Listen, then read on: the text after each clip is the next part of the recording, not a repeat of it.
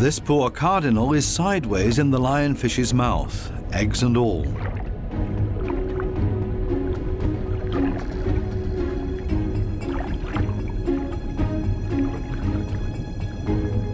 Lionfishes aren't the most elegant predators, with all their attachments and frayed fins. But this is all part of their camouflage. They're harder to see and blend into the background. Outside the reef, the lionfishes hunt as a school. They drive their prey towards one another with their fanned-out fins.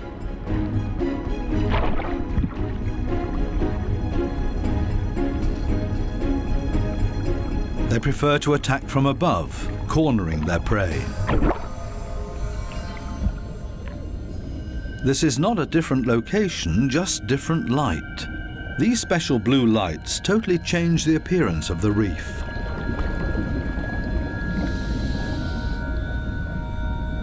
Now we can see that the coral polyps are bright red, and they clearly stand out from their environment.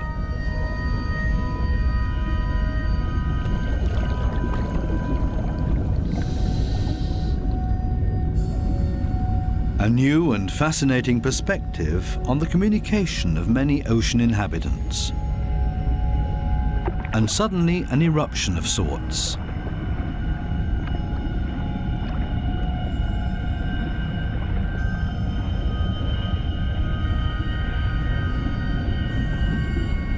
It looks like smoke, but in reality it's a type of reproduction.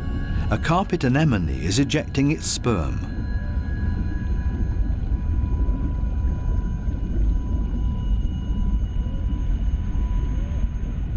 In the blue light, it looks like a dramatic eruption.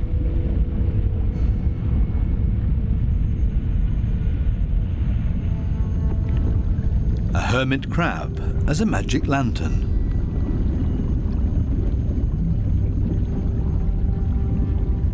The blue light brings out these colors.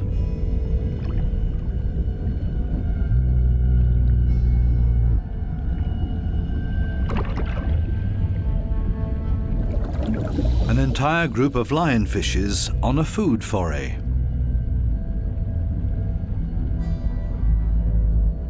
The animals don't seem to know any fear. It seems that they're well aware of the poison they carry in their back spines.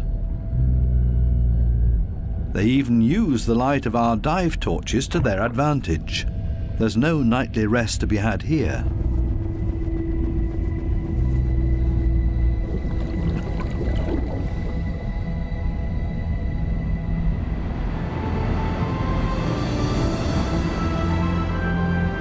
With the first daylight, new life comes into the reef city.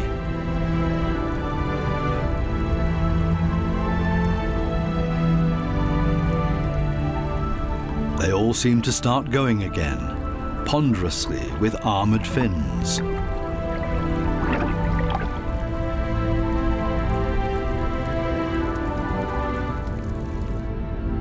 As pedestrians, and as light and quiet as possible.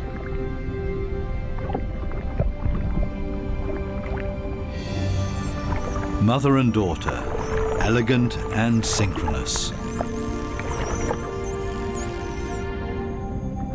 Some have to hustle along on 10 legs.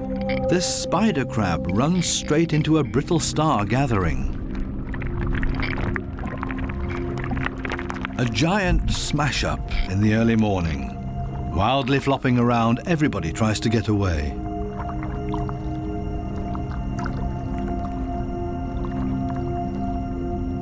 As in every city, there are also shopping opportunities here.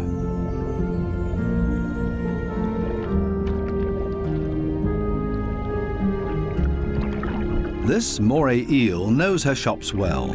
She rushes to her favorite store every morning. The same with this blue-spotted ray. But they haven't opened yet. It leans on one fin as if to say, it's waiting.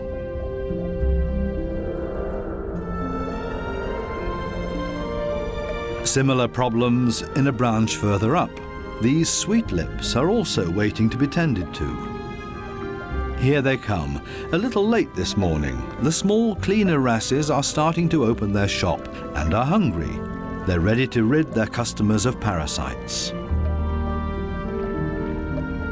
This ray is also being served. It likes to have its gills cleaned. This is a barter business. One side gets cleaned, the other fed. A very fair deal. Clownfishes seem to be excluded from this business because they can't leave their anemone. In their case, the cleaner fishes make house calls.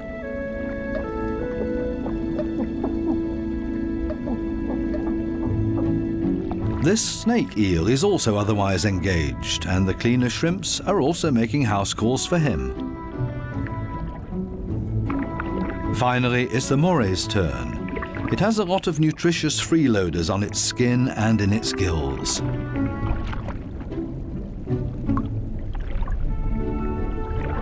All of a sudden, the cleaners leave. Why?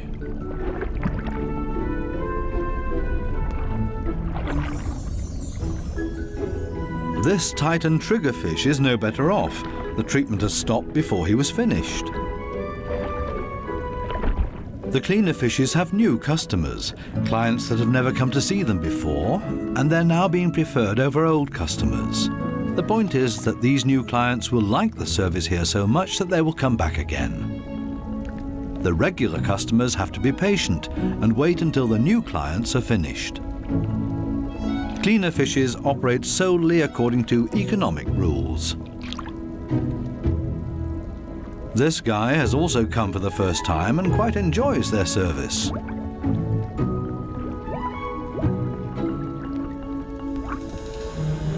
Sometimes it's too much of a good thing, though. This small black-spotted puffer just wants to look around and is not asking for a cleaning at this time. It swims away quickly and clearly annoyed. It's time to go back to the regular customers before they get impatient and leave for good.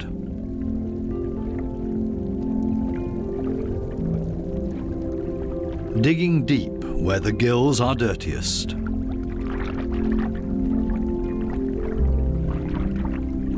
One last time through the mouth, and it's as good as new, and the teeth squeaky clean. Now this male moray can start looking for a suitable female.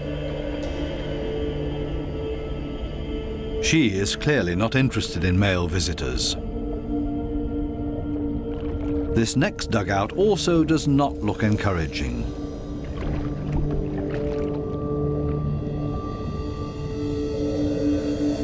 These two have already found each other. A strange pair with a triggerfish as roommate. They seem to get along just fine. It's difficult to cut in as a stranger.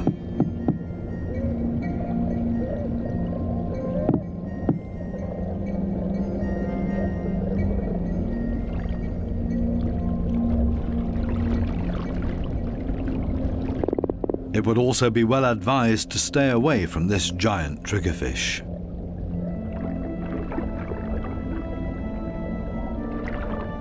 This, on the other hand, might be a different situation. It's important to be patient.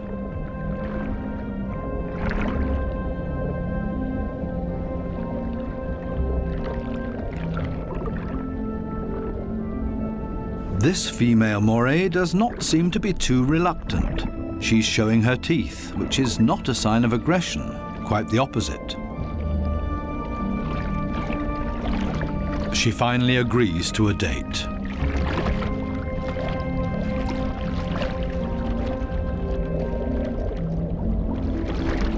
The two of them are getting to know each other. Moray eels are very gentle with their mates.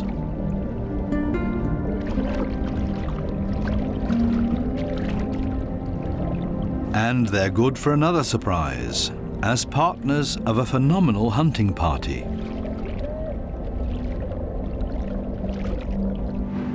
These types of hunting parties have to find each other first in this big city.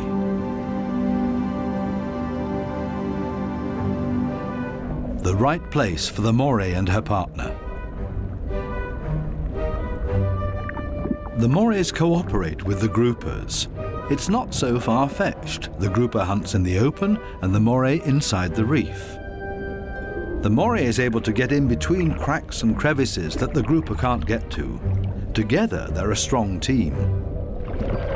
A grouper that's trying to convince this moray to hunt with him. The grouper signals this to the moray by rocking back and forth and shaking for all it's worth. All for nothing. This moray doesn't understand and stays in its cave.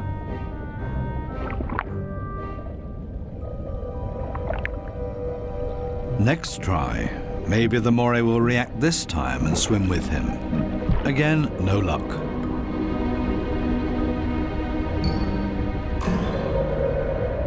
Finally, this moray seems to understand the grouper and is hungry. The grouper tilts its head and the moray accepts his invitation. Together they swim through the reef. The moray prefers to swim between the dark alleyways, and the grouper decides it's safer to stay on the main streets around the reef. This is not the right place. The grouper expected to find scared prey here. The moray takes a break and waits. It's not going to happen this way. Again, another invitation to go. They continue through the reef to another coral head. Also nothing for them here either. The moray is getting ambitious as well now and initiates a hunt on her own.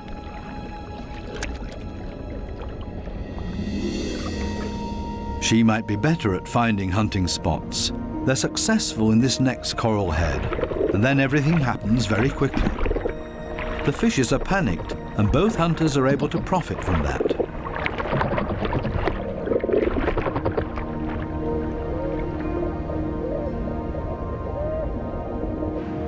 This coral city offers living space for millions. Many hideouts and crevices provide protection for everybody.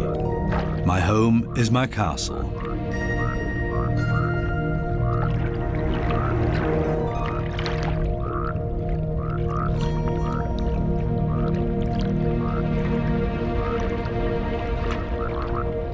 While some escape between sharp corals, others curl up in a ball.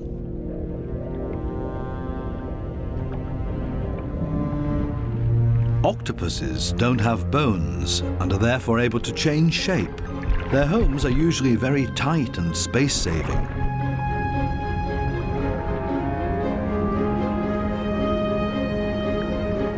They like to live a bit further apart from their neighbors because they're not necessarily always friends with one another.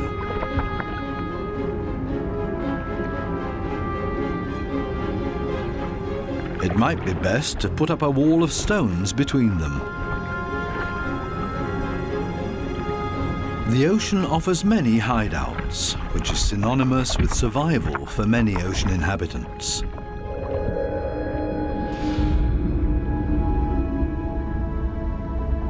There can also be hideouts that nature never intended to be there.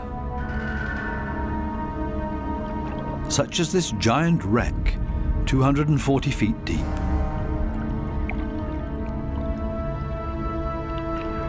A research submarine on its way into the deep comes across a sunken freighter. It's an artificial world with countless nooks and crevices to offer protection and a home for many ocean inhabitants.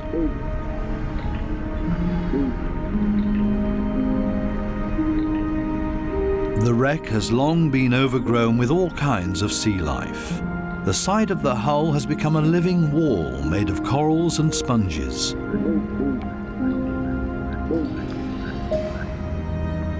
Sunfishes, with their odd form of movement, patrol this area. They're looking for jellyfish.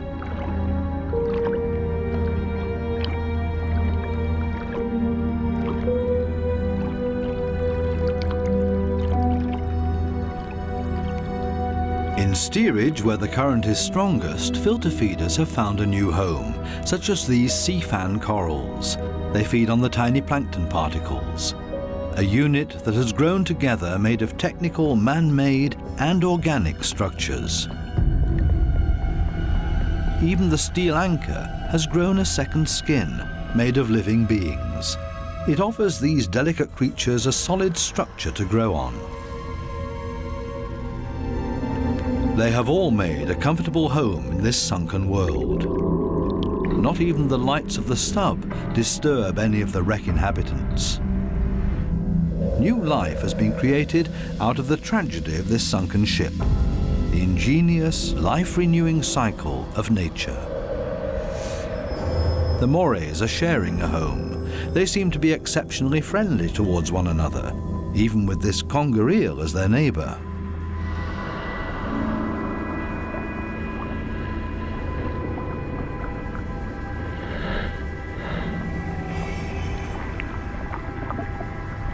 Even the octopus remains unharmed by the morays.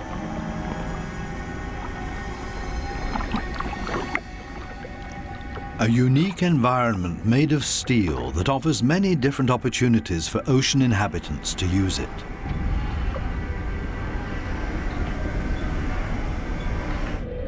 Even this fishing net offers a conger eel a place to hide. The original destination of the sub is located a bit deeper, a picturesque underwater city full of ancient amphora architecture. An antique merchant vessel sank here.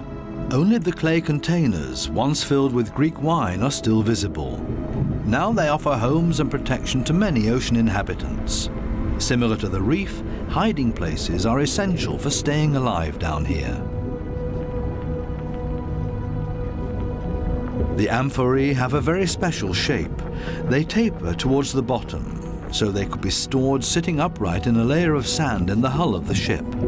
The amphorae and their precious contents were safe during transport. Spiny lobsters welcome these types of caves. Conger eels also feel safe in this mess of amphorae and shards of clay, as if it was made for them and their slender, long bodies.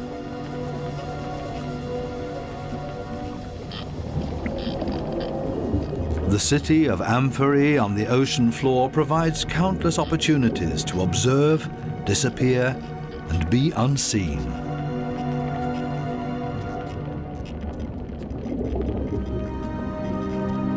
Maybe that's why this city seems to be very calm and orderly, even when the conger eel swims above everybody's abode.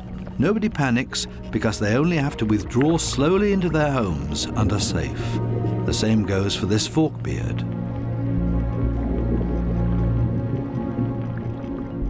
The conger eel's only chance to make prey down here is to hide himself and ambush somebody.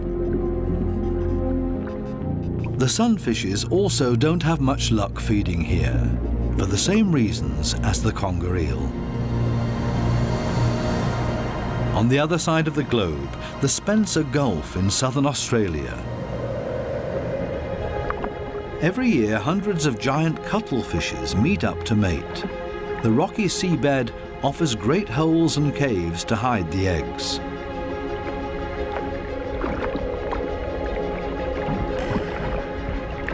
The females are smaller than the males and seem to be a bit shy, keeping their arms tucked tightly together.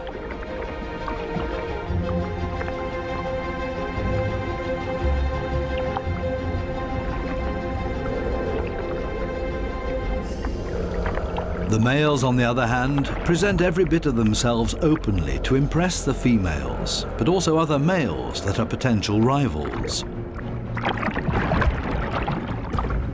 When the going gets tough, it's always a good idea to hide behind the safety of a cloud of ink.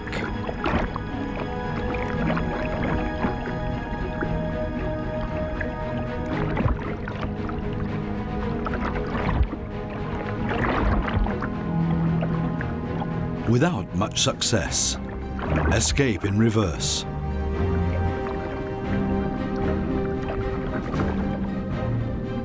Only the strongest of them have a chance with the females. He's a winner and courts his female by changing his color to interesting stripes. She has agreed to mate with him, and they hug tightly. He deposits his sperm package into her mantle opening. Immediately afterwards, she withdraws into one of the caves on the ocean floor in order to avoid courtship from other males, a clear signal. The male is protecting his female from other rivals.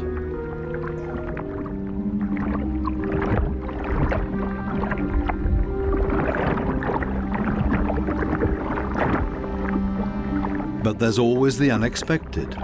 A so-called sneaker male tries to cut in. This male is much smaller and pretends to be another female by acting like one, very demure and shy.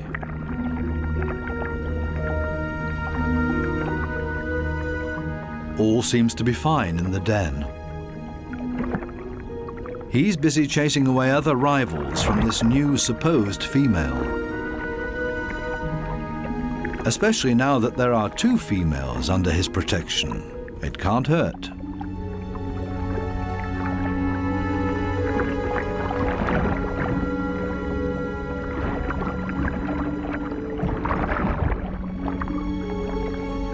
The 2 supposed females on the bottom below him are getting closer to each other, the sneaker male and the female. They mate in secret, under the protection of the strong male. As soon as the sneaker male is found out, it gets dangerous for him, but he has achieved what he came for and mated with this female. The beatings are nothing compared to the glory of his success. Intelligent strategies and tricks are essential for survival underwater and part of everyday life. A final dive into the magical world of sharks. This spot on a sandbank close to the Bahama Islands has great attraction for these lemon sharks. They come here by the hundreds, and nobody exactly knows why.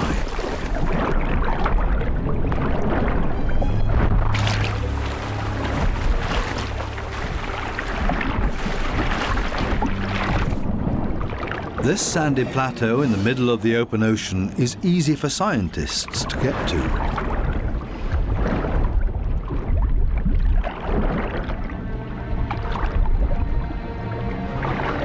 This experiment will show how sharks react to their own reflection.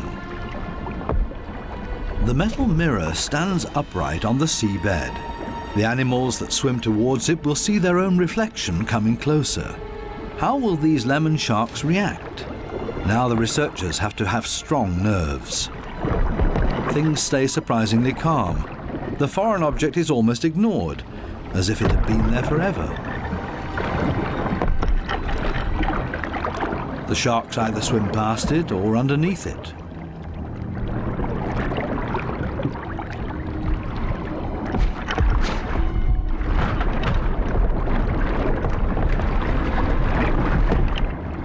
The scientists expected a bit more, and soon the sharks lose all interest in the mirror.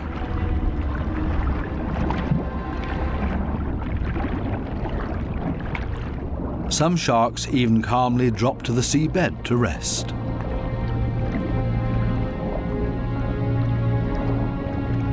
The only ones alarmed by this behavior are the remoras that like to keep moving.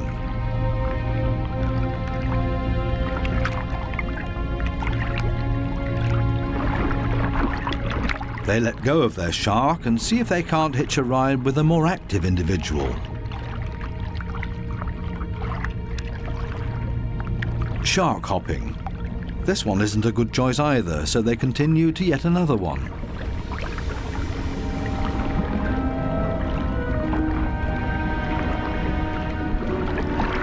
All of a sudden, something happens to the mirror, and the peaceful afternoon on the sandbank changes quickly into the complete opposite.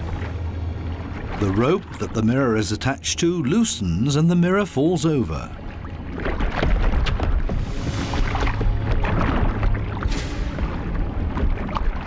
Suddenly, and seemingly out of nowhere, several sharks rush to the mirror and show great interest in it.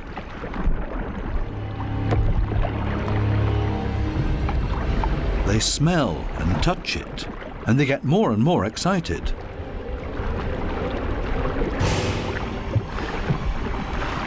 What happened all of a sudden? None of the scientists have any idea how to explain this change in behavior. The animals that were calm and collected only a second ago are now completely out of their minds, and the situation quickly escalates into a mass attack on the mirror. Do they mistake their own reflection for an opponent?